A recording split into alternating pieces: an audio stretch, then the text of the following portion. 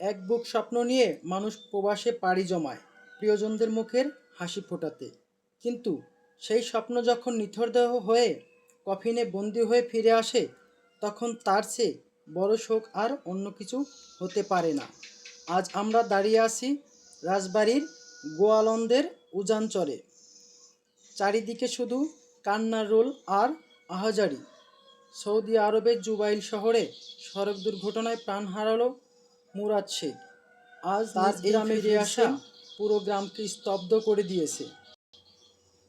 দীর্ঘ 10টি দিন অপেক্ষার পর আজ সকালে মুরাদের লাশ যখন এলাকায় এসে পৌঁছায়, তখন আকাশ বাতাস ভারী হয়ে ওঠে তার স্বজনদের আর্তনাদে।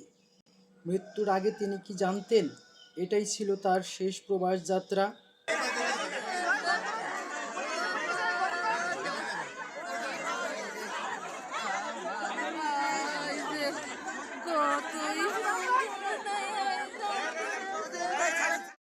মুরাদ শেখ খালেক শেখের ছেলে, যিনি 1 বছর আগে সৌদি গিয়েছিলেন পরিবারের ভাগ্য বদলাতে।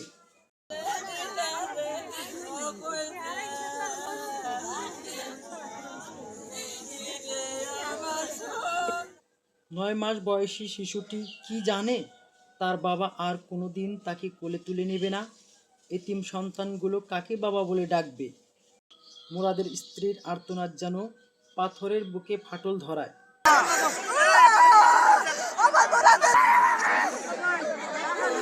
প্রবাস যাবার আগে মুরাদ ভাই ঢাকা গাজীপুর চাকরি করতেন।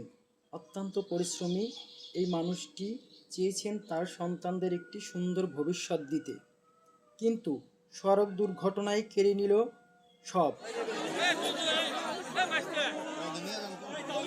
আজ তিনি চিরনিদ্রায় শায়িত। মানুষের এই ঢল বলে দিচ্ছে তার এই চলে যাওয়া শুধু একটি পরিবারের ক্ষতি নয়, বরং পুরো গ্রামবাসীর জন্য এক অপূরণীয় ক্ষতি। গ্রামবাসীর আহাজারি যেন থামছে না।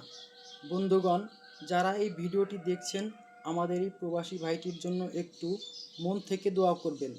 মহান আল্লাহ যেন তাকে জান্নাতবাসী করেন এবং তার এই ছোট ছোট এতিম সন্তানদের যেন ধৈর্য ধরার শক্তি দেন। মুরাদের মতো যেন আর কোনো প্রবাসী ভাই কফিনে করে দেশে না ফেরে। ভিডিওটি শেয়ার করে মুরাদ ভাইয়ের এই এতিম পরিবারটি দুঃখ সবার কাছে পৌঁছে দিন, যেন তার জন্য মানুষ অন্তরের অন্তরস্থল থেকে দোয়া করেন। কমেন্টে অন্তত একবার আমিন লিখে যান।